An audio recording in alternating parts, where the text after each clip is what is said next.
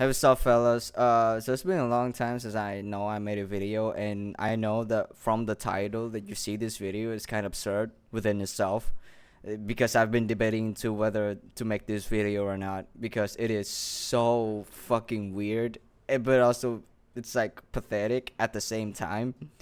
This kind of thing that live in my head like rent free like all day, and I just can't stop thinking about it, so I had to make a video about it. It's about a Harley Quinn comic book, but also this is a sort of a scratch and sniff stuff, a variety stuff like that. I don't know what to call it, but as you can really probably see that this really appeals to the people with a high fetish or the high taste. I'm putting on air quotes, obviously. I know this kind of community, they're not a large number, they're not a large amount, but they are exist, and they are very just enthusiasts with this kind of art. I didn't really know because this is from DC itself trying to appeal to this kind of community, and it's just very weird to do so. So yeah, so let's read a little bit more about it and see what the fuss is all about.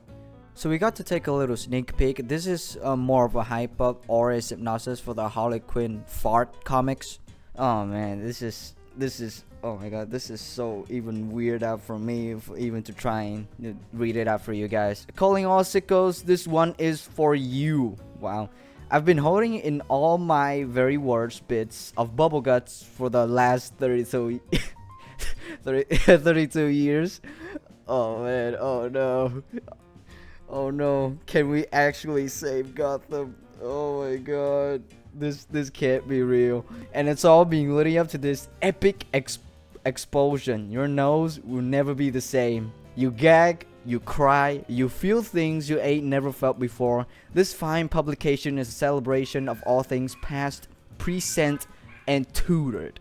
Sequential arts place in the annals of history is about to change with this release of the Harley Quinn Fartacular Silent but Deadly, a comic that promises to have the highest concentration of gas gas per page GPP ever committed to print.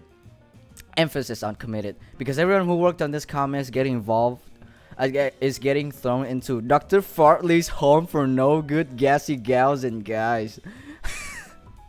Read the comic that Abraham Lincoln called a joy from fart to finish moments before he died. Warning, we aren't kidding. If you're grossed out by farts, then this comic isn't for you. And that's perfectly okay, though. I am judging you. Unless you want to put your feelings to the test, in which case, this comic is for you. Also, this is very weird because they were announcing this months before April for like a April Fool's joke or anything. But they're not actually releasing it on April Fool's. They released on late March, which is like March 26th.